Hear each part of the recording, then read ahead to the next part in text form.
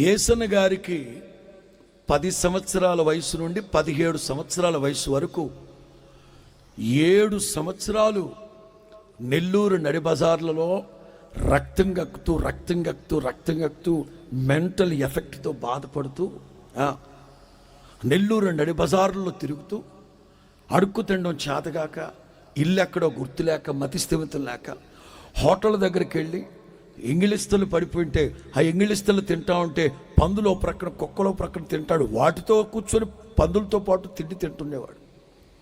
ఇక ఆయన్ని చూసిన వాళ్ళందరూ సొంత రైస్ మిల్లు ఉన్నాయి, సన్నాలు మొలగలుకలు పండే పొలాలు ఉన్నాయి, ఆమంచెరల దగ్గర నిమ్మ తోటలు ఉన్నాయి.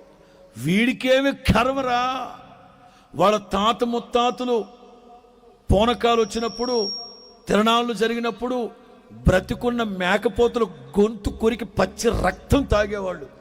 వాళ్ళ తాత ముత్తాతలు తాగిన రక్తం వీడు కక్కుతున్నాడు రా, వీడి కర్మరా. రక్షించబడిన తర్వాత సేవకు వచ్చాక ఆయన చెప్పిన మాట ఏమిటో తెలుసా? ప్రతివాడు కర్మ కర్మ కర్మ అన్నాడు, కానీ కర్మకాండలో నుంచి విడుదల కలుగు చేసే కరుణామూర్తి యేసు క్రీస్తున్నాడన్న సంగతి ఎవడు చెప్పలేదు. యేసు క్రీస్తు ఎవరో తెలుసా? కర్మకాండలో నుంచి మనిషిని విడుదల కలుగు చేయగలిగిన కరుణా సంపన్నుడు, కనికర పూర్ణుడు నా యేసు క్రీస్తు.